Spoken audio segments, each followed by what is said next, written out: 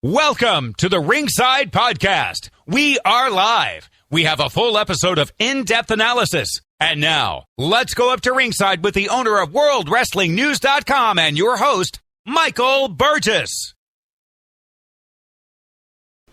Hello and welcome to the Ringside Podcast. This is Michael Burgess, the owner of WorldWrestlingNews.com. Today is a very special edition of the Ringside Podcast. We are obviously live. And this is your in-depth analysis of wrestling throughout the world as we cover WWE, some Impact Wrestling, and obviously some Ring of Honor. But first, we're going to go ahead and kick off here with some reports here that are just coming in. This one is a big one. The World Heavyweight Champion Alberto Del Rio is reportedly injured at the Raw taping for the next 2 weeks. It's just been reported that he has one broken rib, and he's not cleared to wrestle. Now, former WWE developmental superstar Brian McGee. This is big breaking news, because coming out this morning, he has been charged with first-degree murder, and that story you can find at WorldWrestlingNews.com. And obviously, news is a Z on the end instead of an S. Clear up any of that confusion. Obviously, Rob Van Dam, you may have heard this already, he has been added to another SmackDown taping on September 17th. And this one is an interesting one because WWE reportedly didn't want to sign Taz to a contract. As you know, a while back, Taz's contract with TNA was up and he was a part of Aces and Eights, and I guess he really wanted to get out of TNA. But WWE Raw's executive producer, Kevin Dunn, he reportedly didn't want Taz because he had nothing that would work with Taz at all. And obviously, you know, TNA has been releasing so many guys. This is a big one. TNA has released Jesse Sorensen, even though he suffered a big neck injury in 2012. Obviously, you know, the Chris Benoit movie is going to begin production soon, and that is entitled Crossface. You know, if you actually go over to WorldWrestlingNews.com, there's actually some great exclusives here. Obviously, you can get the latest results. You can get all the latest spoilers that are coming in. You can see our whole Twitter feed from the main page, too. And obviously, a big one here that we have just started making here is our WWN Hall of Fame. Now, if you actually go over to the WWN Hall of Fame, our first inductee is obviously Owen Hart. Our second inductee is Amy Dumas. Obviously, you may know her as Lita. Our third and fourth inductee for this year are to be announced. And obviously, stay tuned for that because we may announce the third inductee live here tonight.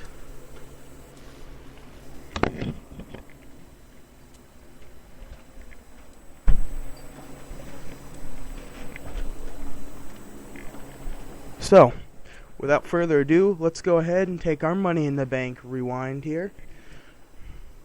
And obviously, sorry for this little static that you may be hearing. We're just testing out the new audio equipment as well with this episode of the Ringside Podcast. So, our Money in the Bank, here it is.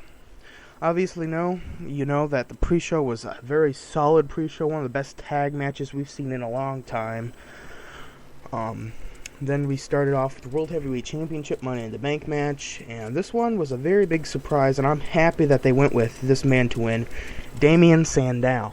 Obviously, this is going to pick up a feud with Damien Sandow and Cody Rhodes. Obviously, I'm hoping this will take place at SummerSlam.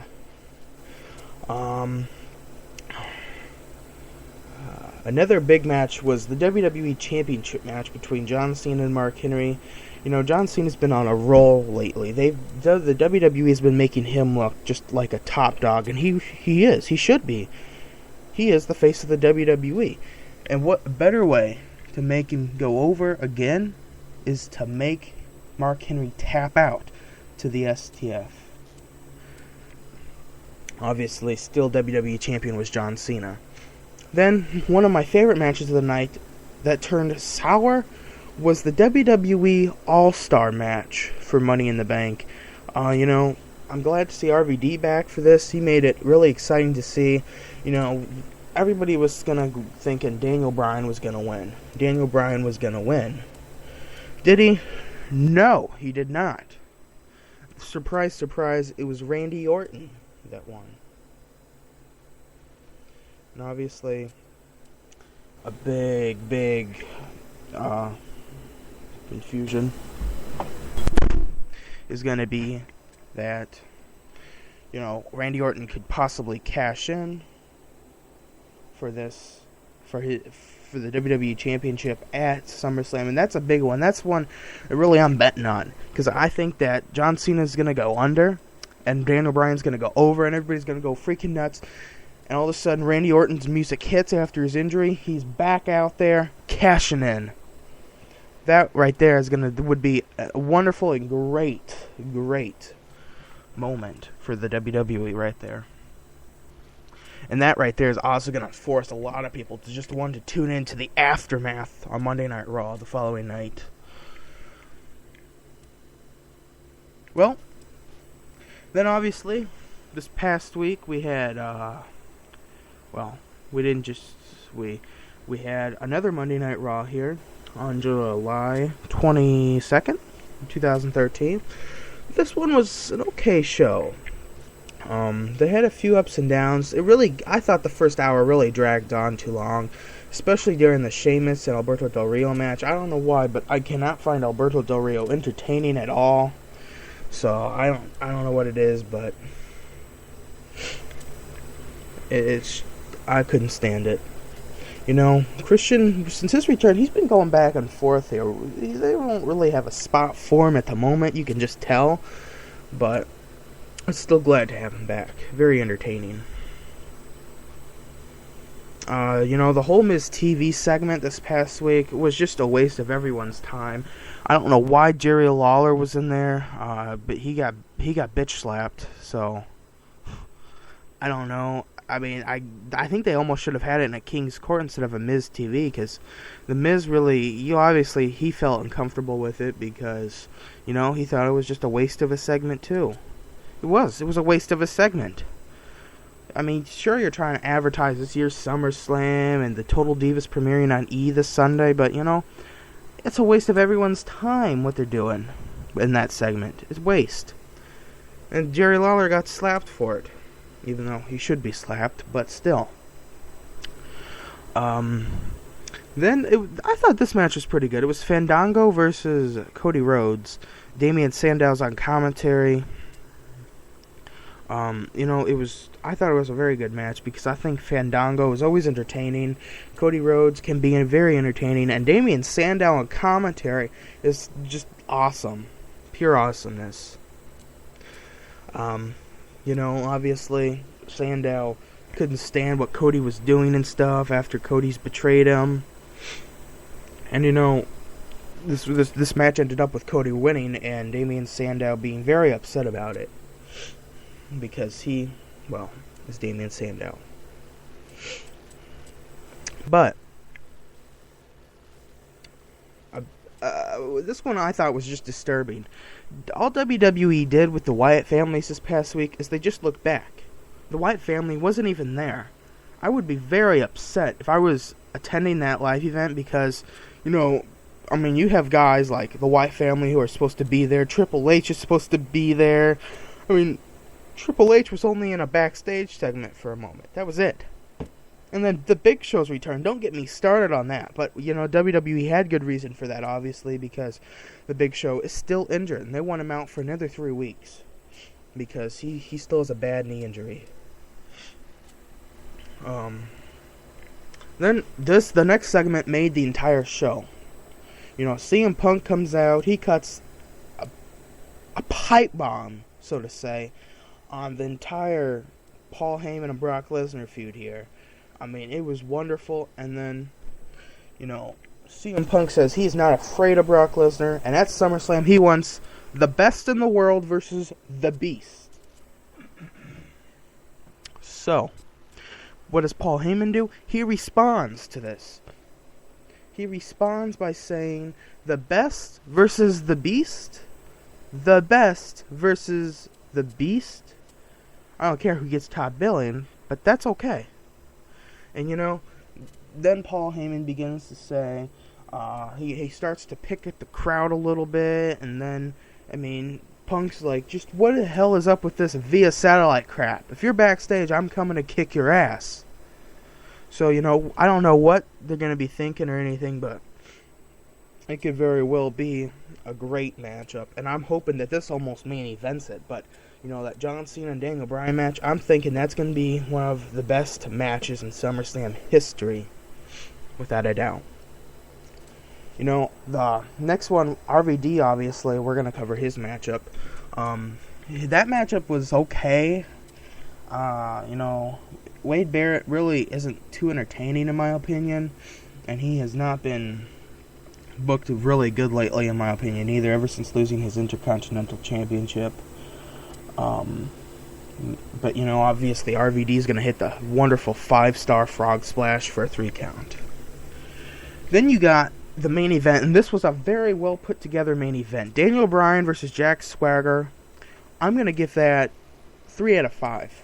Didn't last long, but still a hell of a match. Then the next one, obviously, I'm going to give 5 out of 5 here. It was Daniel Bryan versus Antonio Cesaro. What a matchup. What a matchup. If you were an indie fan here or a Ring of Honor fan, you'd be going freaking nuts all over. Because this match just was back and forth. He just had wonderful uppercuts. Antonio Cesaro was just laying the law down. And then Daniel Bryan obviously is going to get on top here because he's the number 1 contender. But also because Daniel Bryan, he is just such a technical wrestler. Just a great matchup. Then, a surprise one here. We all thought it would be Big Show coming out, but now that Big Show didn't because he's injured, we get Ryback in the main event, in the last slot. This one was okay, but Ryback has not been booked good lately, and I don't think this really helped it either. Ryback also did botch a move up, and that left Triple H very pissed off backstage. Very pissed off. But, this ended up with Ryback powerbombing Bryan through the table, and obviously the referee calls for a bell, and Daniel Bryan wins via disqualification. But at that point, Triple H blew a gasket backstage from the reports, and he was not happy with Ryback at all. And then Vince McMahon got in here, and then there was sort of actually a real argument back there, I guess. So that was interesting to me. But, speaking of the Big Show here, how he didn't show up on Raw, let's just take a moment and let's look at some possible feuds for the Big Show. Obviously, I think the most likely one is going to be the Shield, Mark Henry and Big Show teaming up versus the Shield, because obviously that was supposed to happen because Big Show was supposed to come out and save Mark Henry last week, but he didn't because WWE didn't clear him to wrestle. So the WWE had the Usos obviously go back, and that push is still coming into fruition. But, just some quick possible feuds, RVD and the Big Show, they've had some great feuds in the past, especially in ECW. So we could possibly see a good one there. But one of the big questions is will Big Show stay heel for the time being? Obviously, he's been heel for over a year now, and really his character has just dissolved even more. So that's going to be an iffy one. The Miz used to be tag team partners with the Big Show, and I think their last match, just one-on-one, was back in 2011, where they had the bragging rights. That was about it for them. I don't really see that one happening a whole lot. The Randy Orton feud could continue, but I don't think I'd really care to see that continue, as a lot of people wouldn't, because obviously their last match. Big Show, will he be back in the world title picture soon? I'm gonna have to say no, but you never know, because WWE keeps pushing him sort of to the world title picture, and he had a good 3-4 month run earlier this year with the world title. So You know, those are just impossible feuds here. Since we were just talking about Big Show, I thought I'd bring those out.